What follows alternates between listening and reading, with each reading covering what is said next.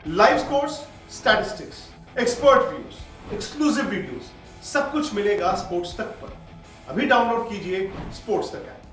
अखिल भारतीय अखाड़ा परिषद के महंत नरेंद्र गिरी अब इस दुनिया में नहीं रहे। वो जाते जाते एक सवाल छोड़ गए हैं कि आखिर अखाड़ा परिषद का अगला अध्यक्ष कौन होगा।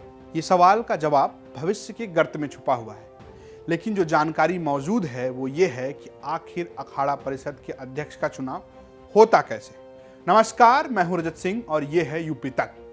8वीं सदी में आदि गुरु शंकराचार्य ने अखाड़ाओं की स्थापना की। शैव और वैष्णव अखाड़ाओं की अपनी अपनी परंपराएं हैं। कुंभ के दौरान ये जाते हैं जहां ये स्नान करते हैं और यहीं इनके पदाधिकारियों का चुनाव भी होता है।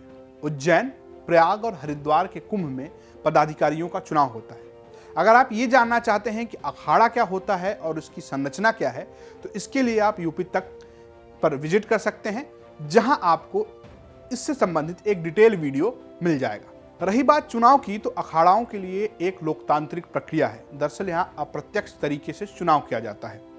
इसमें अध्यक्ष, उपाध्यक्ष, सचिव और कोषाध्यक्ष का चुनाव होता है। इसके लिए 8 श्री महंत, सेनापति और रमता पंच के द्वारा चुनाव किया जाता है। लेकिन इस दौरान एक सभा की आहुति की जाती है, जिसमें साधु और सन्यासी भाग लेते हैं और उनके ही हाजिर नाजिर में ये प्रक्रिया पूरी होती है। चुनाव तो अप्रत्यक्ष होता है, लेकिन सबसे मंजूरी ली जाती है।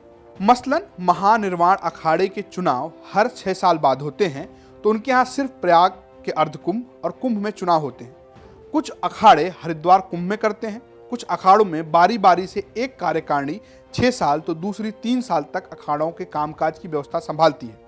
कुछ अखाड़ों में परंपरा ये भी है कि कुंभ नगरी में पेशवाई के साथ ही कुंभ मेले के दौरान अखाड़ों में सारी व्यवस्था की पूरी कमान अखाड़ा कार्यकारिणी के हाथों से रमता पंच के हाथों में जाती है। अंतिम शाही स्नान होने के बाद नई कार्यकारिणी चुनी जाती है, फिर वो सारी व्यवस्था अपने हाथ में ले लेती है।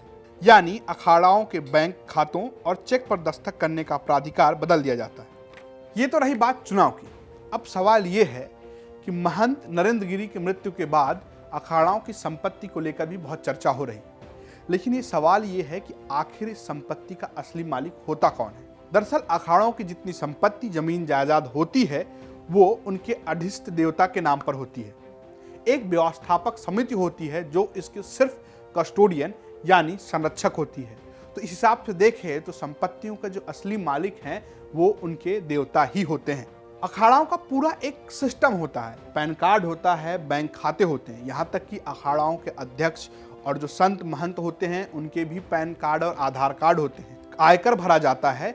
जिस चेक के हिसाब से पैसे आते हैं उस पैसों का हिसाब भी आयकर विभाग को देना होता है। दरअसल पहले के जमानों में धर्मयुद्ध हुआ करते थे, उस दौरान पैसों का इस्तेमाल किया जाता था, लेकिन आज के समय में युद्ध राजनैतिक विचारधारा की होती है। ऐसे में स्कूल, अस्पताल और अन्य कार्यों के लिए इन पैसों का इस्तेमाल किया जाता है। हालांकि जो अभी विवाद सामने आ रहा है उसमें यह भी दिख रहा है कि संपत्ति को लेकर साधु संतों के बीच में भी विवाद होते रहते हैं। चलते चलते आपको एडिशनल जानकारी भी दे देते हैं कि दरअसल पहले शाही स्नान को लेकर कुंभ में अखाड़ाओं के बीच में काफ़ी विवाद होता था। करीबन 150 साल पहले ब्रिटिश सरकार यानी फिरंगियों और अखाड़ा परिषद के बीच बातचीत हुई और एक क्रम तय किया गया, और आज भी उस क्रम का पालन किया जाता है। यानी उसी क्रम से अखाड़ा अपनी पेशवाई निकालते हैं और स्नान करते हैं। आपको जानकारी कैसी लगी ये कमेंट करके ज़रूर बताएं, और ऐसी ही खबरों के लिए बने रहिए यूपी तक के साथ।